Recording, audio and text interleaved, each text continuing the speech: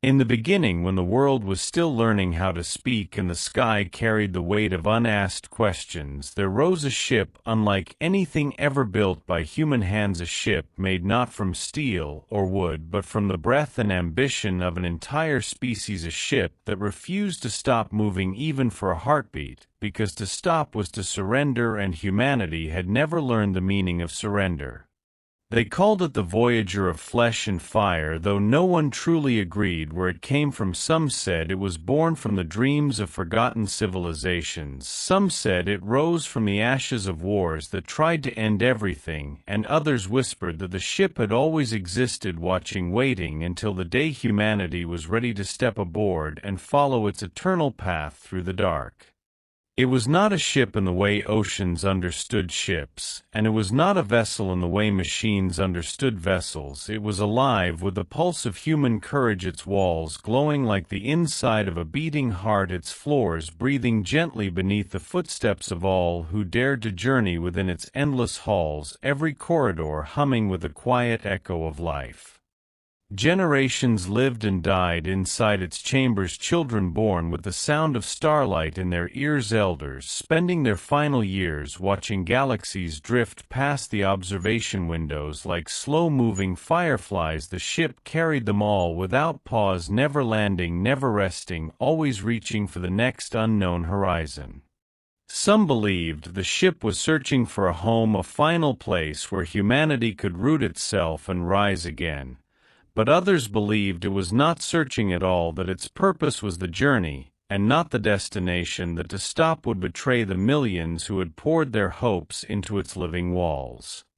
The ship had no captain, for no single human could command such a colossal living being. Instead, it listened to the collective heartbeat of its people, guiding itself through the vast sea of the cosmos, drawn toward signals only it could sense, drifting yet purposeful, eternal yet gentle, a guardian born from the very soul of the species it carried.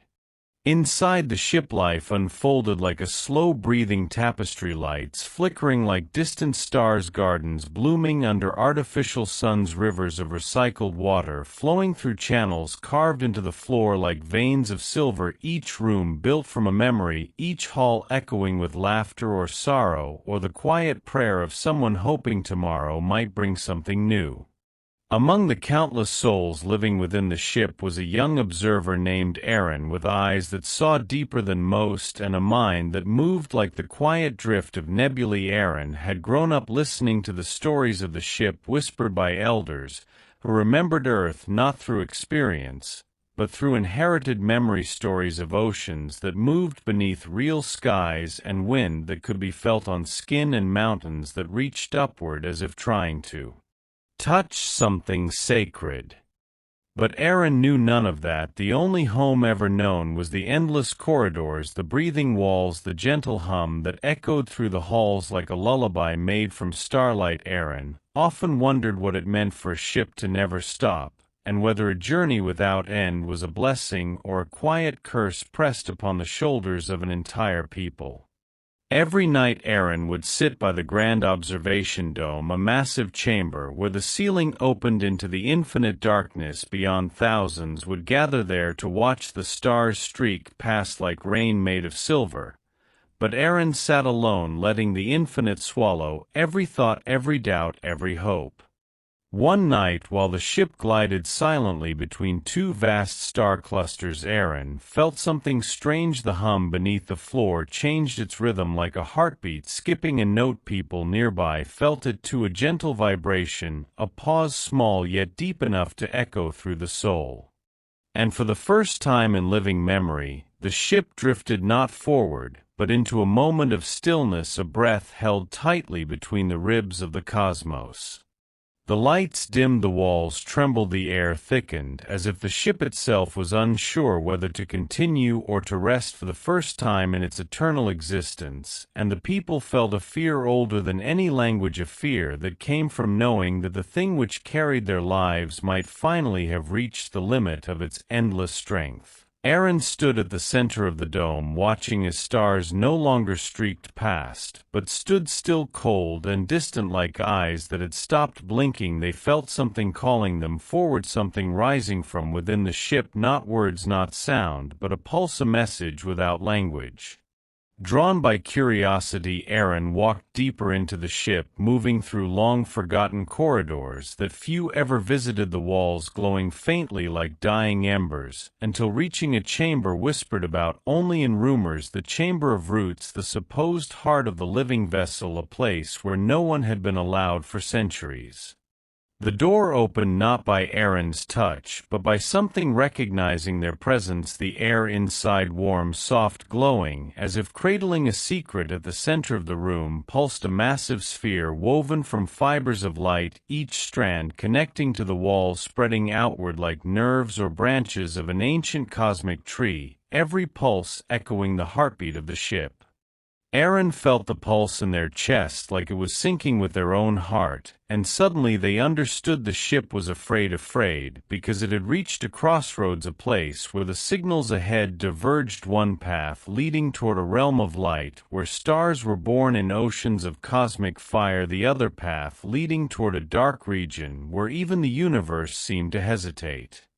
The ship had never known hesitation until now, but it could no longer decide alone. The heartbeat of humanity was shifting, growing uncertain, and the ship needed a voice, a single spark strong enough to guide its colossal spirit back into motion. Aaron approached the pulsing core and placed a hand upon it, feeling warmth that moved like breath beneath skin, feeling memories, not their own memories of the first humans who stepped aboard, desperate, hopeful, broken yet determined, memories of the countless children born among the stars, memories of the laughter and sorrow that had built this living vessel into something more than a ship, into a wandering soul carrying millions across eternity. And deep within those memories Aaron felt the question the ship was asking: do we continue? The question radiated through the chamber, heavy yet fragile, carrying the weight of centuries without rest. Aaron closed their eyes, letting the hum of the ship fill their mind, and answered not with words, but with feeling, the same feeling that once pushed humanity to build the impossible, to reach beyond their world, to dream beyond the horizon. Aaron offered hope not as a command, but as a promise that the journey still mattered, that the endless path still held meaning, that the ship was not alone. The core pulsed brighter, the strands of light shivering like awakening nerves, the chamber filled with a warmth that felt like dawn breaking across a sleeping sea, and then a deep resonant hum filled the entire vessel. The ship had decided. Light surged through every corridor, every room, every chamber. The floors vibrated with new energy, the air hummed with a renewed breath, and the people felt the momentum return, felt the great living vessel begin to glide forward once more into the star-strewn abyss. Aaron stumbled back, filled with awe, as the core dimmed to its natural glow, the heartbeat of the ship, now steady, sure, confident in the path ahead.